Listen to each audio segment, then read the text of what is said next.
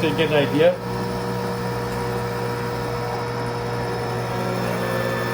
Now, that's the best carrot juice in the entire world, right? Once you get it to press, you got to release it. Now, I can tell this machine is a really good machine, well built.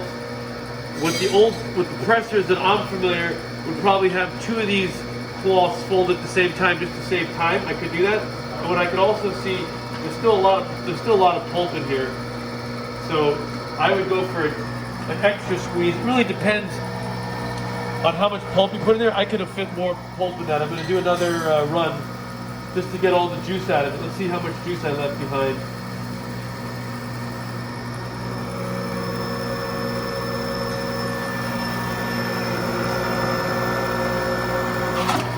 So I would say that fold over that I just did was probably not worth the time. Depends on how much quantity of product I'm producing, determines the value in those extra things. But there's your pulp. And can you use it for something else later? Maybe.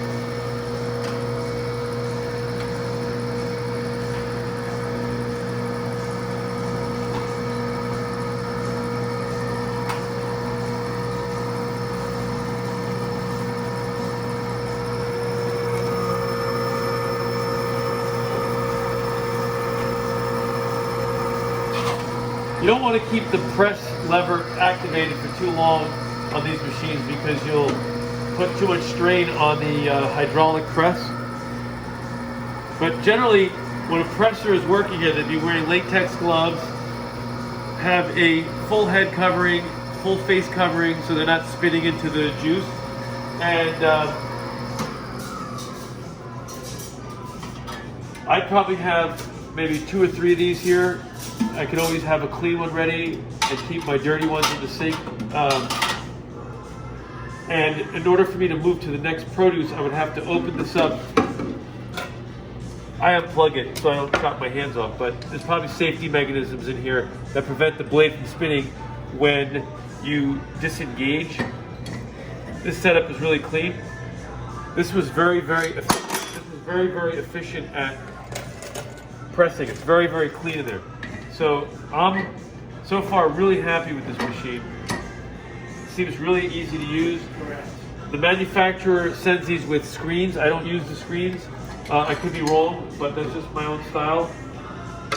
And since I'm making the juice for myself, I'm just going to demonstrate ginger.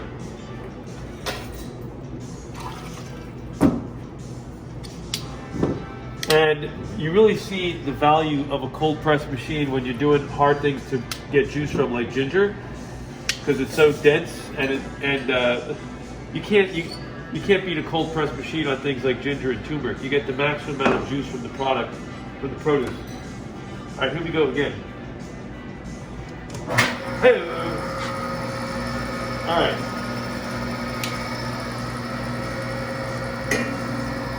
Get in there.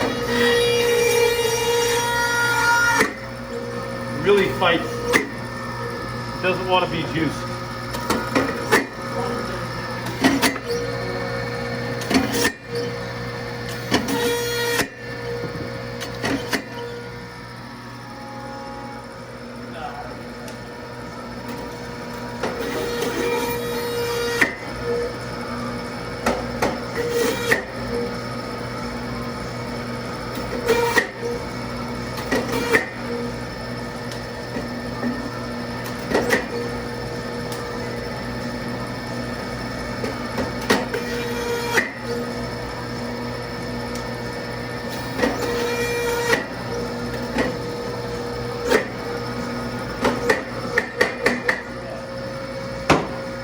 I'm gonna use a new bag just to keep the carrot flavor away here. Actually, it's the cloth I'm using. I'm not using a bag. And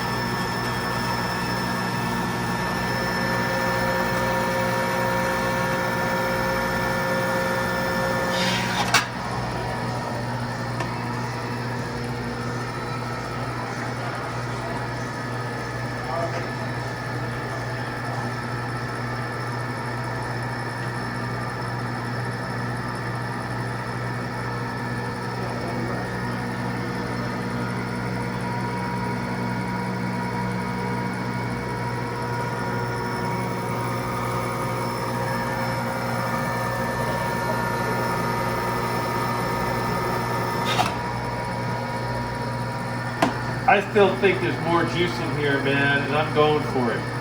I'm just gonna keep folding it until I get every drop of ginger out of this sucker. Come on, show me what you got. What you got? What you got? What you got? Woo! Hit gold, hit gold.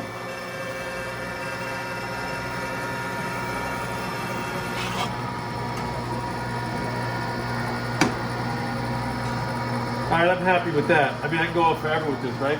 Look, it's ginger. The ginger's not cheap, and I want to see if I can break this machine. So I'm going to keep pressing and see what I got.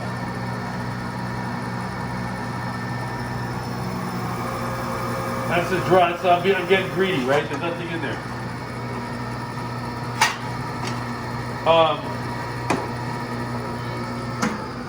I will say as an instruction is that the pan, the drip pan, has to sit properly on here, because if it's off, when you raise the hydraulic press, you'll crush the sides. So don't do that. So just, it's got to sit nice and secure here, and that's it. Fine. Now, I don't have a lot of hours logged on a Norwalk machine. I maybe have 12 hours in my whole life. 10, 12 years in the business, right? My work habits are good for the setup. If I was working on this machine for one day, I would create a really good flow of where I keep my garbage, where I keep my bags, where I keep my containers. This system here has a pretty good flow because we have a lot of prep table, we have a stainless steel surface, we have sinks.